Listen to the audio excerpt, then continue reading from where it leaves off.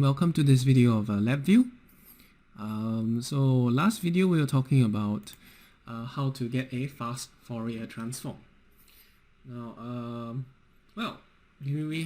these are just some bare bones basics of. Just want to introduce you to where all these useful functions are.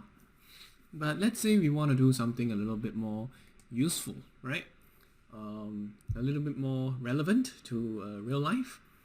So for example, let's say I play a note for a wave sound and I want to determine what frequency it's at.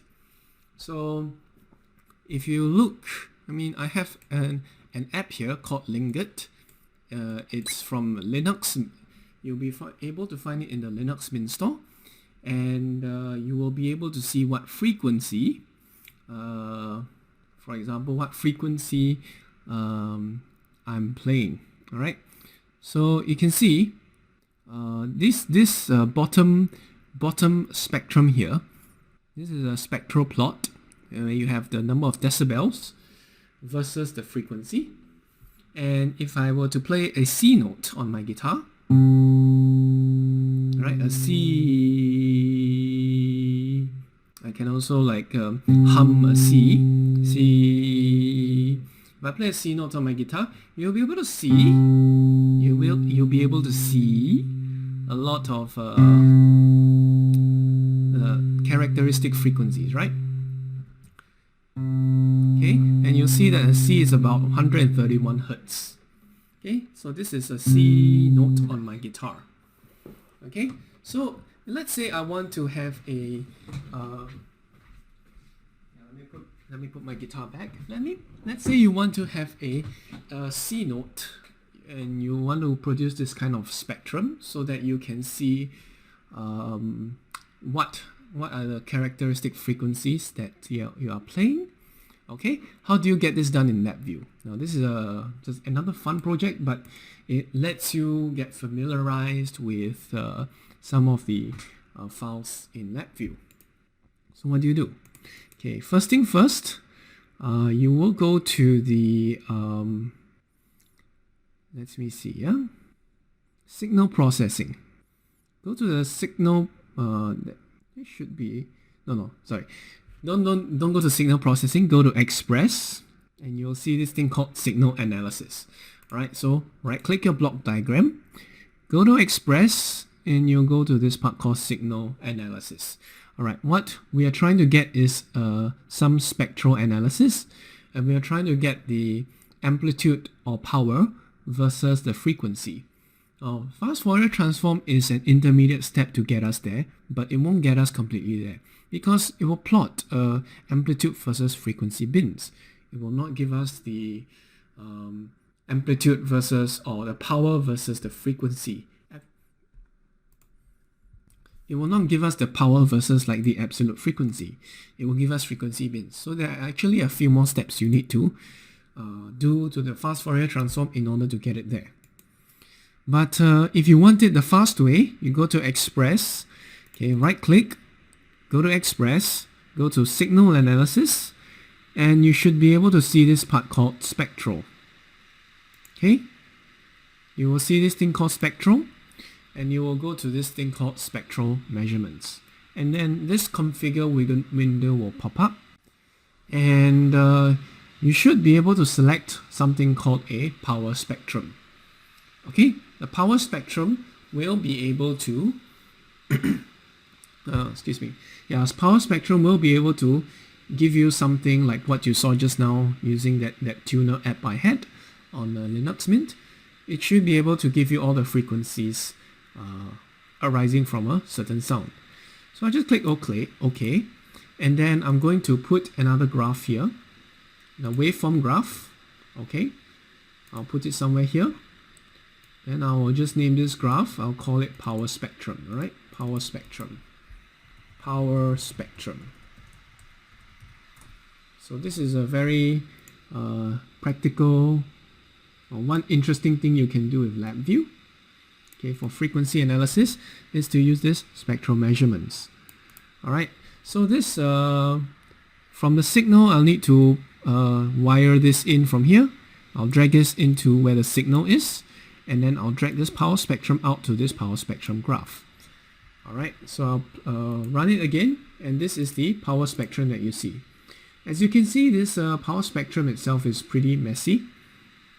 Okay, very, very messy in fact. You will see all this noise over here. Okay, all this noise over here. Okay, one thing that may be helpful, right? One thing that may be helpful is to use a log scale on the Y graph. Okay, maybe not the log scale. Okay. Well, okay. Yeah, log scale may be helpful in some circumstances, but not this one, I think. I think this is already in decibels, so that's why you have the amplitude in negative. Okay, so this is in decibels, I think. So decibels will be plotted against frequency.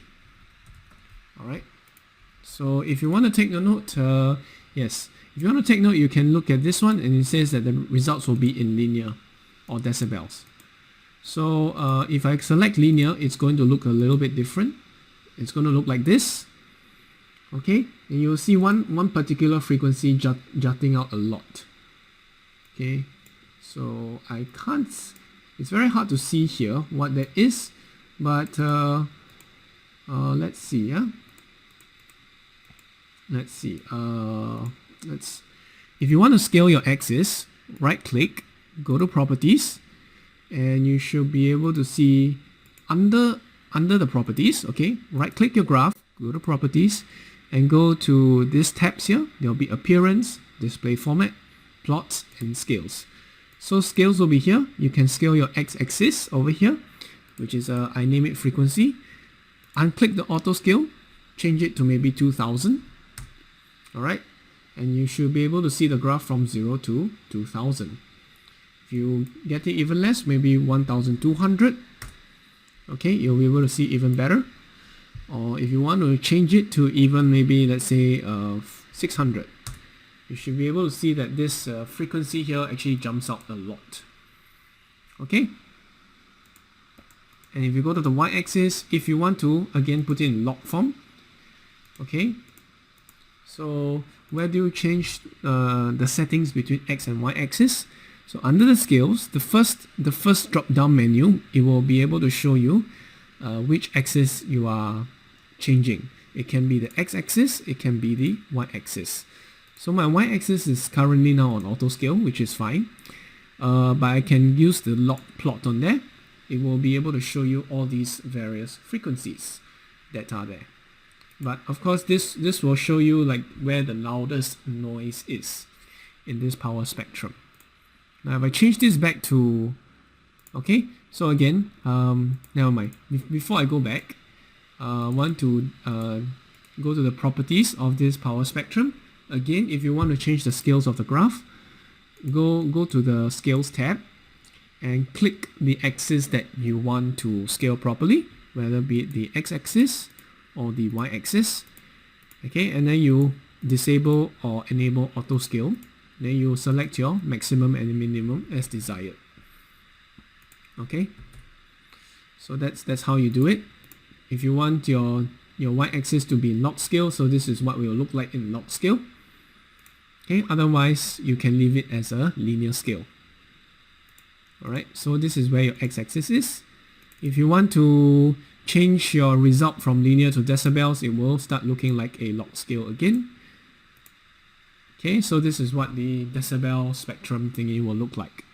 Okay, very messy, a little bit hard to read, but of course if you want to change it to linear, it will be a lot easier to see where the loudest sounds are. Okay, now if you want to see where this sound is, this will be at maybe somewhere give or take 200 Hertz, 210 Hertz, right? So let's use the scaling. In the x-axis, go to about 250, and I'll change this to about the minimum to about 200. Okay, so you can see that the, oops, I should not click X.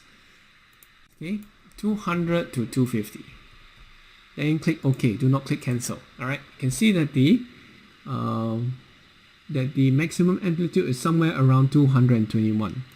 If you're not sure what frequency that is, okay, you can look for this online tone generator 221. Type 221 here.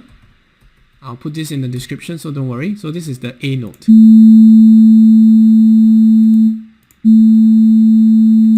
Yeah, so that's what this frequency is corresponding to, the A note, specifically A3 over here.